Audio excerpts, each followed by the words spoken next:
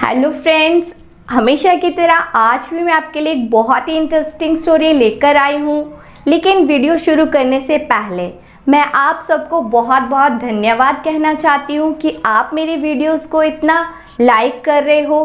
तो इसी तरह से आप हमारे चैनल को सपोर्ट करते रहिए और हम आपके लिए इसी तरह से इंटरेस्टिंग स्टोरीज लाते रहेंगे।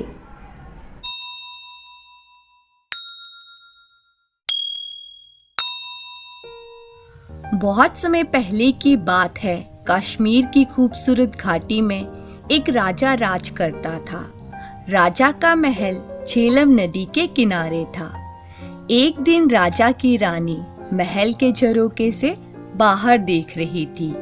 उसने एक मछली बेचने वाली को देखा जो मछलियों से भरी टोकरी लेकर शहर में बेचने जा रही थी। रानी ने मछली वाली को ऊपर बुलाया। मछली वाली ने अपनी टोकरी नीचे रखी। टोकरी में ऊपर ही एक बहुत बड़ी मछली थी। रानी बोली, यह मछली नर है या मादा? अगर मादा होगी तो मैं इसे ले लूंगी। रानी का इतना कहना था कि मछली जोर से हंसी और टोकरी में नीचे चली गई। रानी और मछली वाली दोनों मछली के हंसने से डर गई। मछली वाली ने जल्दी से टोकरी उठाई और वहां से चल दी। रानी सोच में पड़ गई, मछली को हंसते हुए तो ना कभी देखा है ना सुना है। जरूर यह कोई विशेष मछली होगी। जब तक मछली के हंसने के रहस्य का पता नहीं लगा लूंगी, चैन से नहीं बैठूंगी। शाम को जब राजा महल में आए तो रानी ने मछली की हंसी के विषय में बताया। राजा बोले, मछली आपकी बात सुनकर हंसने लगी। यह तो बड़े अचरज की बात है। रानी ने जिद करते हुए कहा, मैं कुछ नहीं जानती। आपको मछली क्यों हंसी इसका पता लगाना पड़ेगा। दूसरे दिन राजा का दरबार लगा था। राजा ने सारी बात बताई और बोले, क्या कोई बता सकता है कि मछली क्यों हंसी? जब कोई कुछ नहीं बोला तो राजा ने अपने वजीर से कहा कि 6 महीने के अंदर वो मछली के हंसने का कारण पता लगाकर बताए, वरना उनका सिर धड़ से अलग कर दिया जाएगा। वजीर उस दिन से मछली के हंसने का कारण पता करने में लग गए। बड़े बड़े ज्ञानी पंडितों से, जादूगरों से, साधु सन्यासियों से सबसे पूछा, कोई कुछ नहीं बता सका। दूर दूर तक यात्राएं की पर कुछ पता नहीं चला। समय निकलता जा रहा था। 5 महीने निकल गए और वजीर कुछ पता नहीं लगा सके। उन्हें अपनी मृत्यु सामने दिखाई दे रही। उन्होंने अपने बेटे सुलेमान को बुलाया और कहा, बेटा, मुझे तो 1 महीने के बाद राजा मरवा देंगे। कहीं राजा का क्रोध तुम पर भी ना उतरे, इसलिए तुम यहाँ से चले जाओ। सुलेमान अपने पिता से बहुत प्यार करता था। वह बोला, मैं आपको अकेला छोड़कर नहीं जाऊंगा। वजीर ने उसकी एक नहीं सुनी और समझा बुझाकर सफर पर भेज दिया। सुलेमान दुखी मन से बिना सोचे समझे जो रास्ता मिला उसी पर चल दिया। चलते चलते रास्ते में सुलेमान को एक किसान मिला। किसान शहर से सामान आदि खरीदकर अपने गांव जा रहा था। सुलेमान ने सोचा, एक से भले 2। वह भी किसान के साथ साथ चलने लगा। थोड़ी देर चलने के बाद सुलेमान बोला, देखिए, चलते चलते हम दोनों थक गए हैं। ऐसा करते हैं, आधे रास्ते आप मुझे लेकर चलिए और आधे रास्ते मैं आपको लेकर चलता हूँ। इस तरह से रास्ता आसानी से कट जाएगा। किसान उसकी बात सुनकर अचकचा गया। आधे रास्ते यह मुझे लेकर चलेगा और आधे रास्ते मैं? कैसी बेवकूफी की बात है। किसान ने सोचा और चुपचाप आगे बढ़ता रहा। थोड़ी देर में वे एक पहाड़ी के ऊपर थे। सुलेमान ने जेब से एक चाकू निकाला और उसे किसान को देकर बोला, आप यह चाकू लीजिए और जंगल से 2 घोड़े ले आइए, और हाँ, चाकू संभाल कर रखिएगा, बहुत कीमती है। चाकू लेकर मैं जंगल से घोड़े पकड़ लाऊं? यहाँ इस पहाड़ी पर घोड़े, या तो यह खुद पागल है या मुझे पागल बना रहा है, किसान बड़बड़ाया। थोड़ी देर में फिर से दोनों चल दिए। कुछ देर बाद दोनों एक खेत में पहुंचे। खेत में पकी हुई फसल कटने के लिए तैयार खड़ी थी। किसान फसल देखकर बोला, कितनी अच्छी फसल है। सुलेमान ने जवाब दिया, हाँ वह तो है, पर पता नहीं फसल खा ली गई है या बची है। किसान गुस्से से बोला, खा ली गई है, क्या मतलब है तुम्हारा? देख रहे हो फसल अभी कटी नहीं है और तुम कह रहे हो खा ली गई है। सुलेमान बोला, मैंने तो यूं ही कह दिया, और वे फिर अपने सफर पर चल दिए। अब वे एक फूलों से भरी घाटी में पहुंचे। घाटी के एक और एक छोटी सी नदी बह रही थी।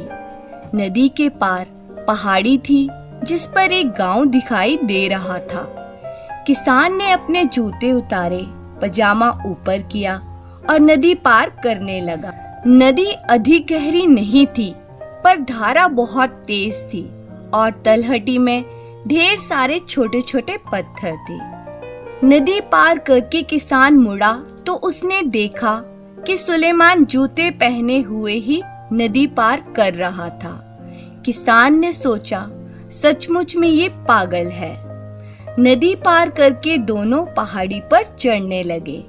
गांव के पास पहुंचकर किसान बोला, मेरे घर चलो, कुछ खा पी कर और आराम करके आगे के सफर पर निकल जाना। सुलेमान ने जवाब दिया, मुझे बड़ी खुशी होगी आपके घर चलकर, लेकिन क्या आपके घर की छत इतनी मजबूत है कि आप मुझे घर ले जा सकें? अब किसान अपने गुस्से पर काबू नहीं रख सका और बोला, मैंने तो शराफत के नाते अपने घर आने की दावत दी थी। नहीं आना है तो मत आओ, पर मेरा अपमान तो मत करो। इतना कहकर किसान अपने घर की तरफ चल दिया। किसान की एक बेटी थी गुलनार। वह बहुत समझदार और चतुर थी। जब उसने अपने पिता का गुस्से से तमतमाता चेहरा देखा तो बोली, अब्बू क्या बात है, किस पर इतना नाराज हो रहे हो? किसान बोला, अरे एक लड़का है, रास्ते में मेरे साथ ही चल रहा था। रास्ते भर तो उटपटांग बातें करता ही रहा। अब मैंने जब शराफत के नाते घर आने की दावत दी तो कहता है कि क्या मेरे घर की छत मजबूत है? जैसे वे आएगा तो उसके ऊपर छत गिर पड़ेगी।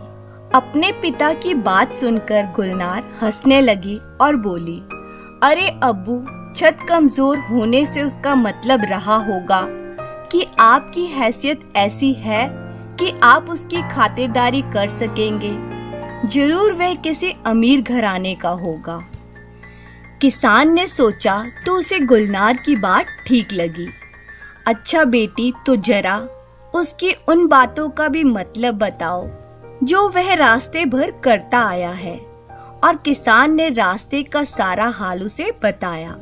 गुलनार थोड़ी देर सोचती रही, फिर बोली, अब्बू, ये लड़का बहुत समझदार और बुद्धिमान है। उसकी हर बात में एक मतलब छिपा है।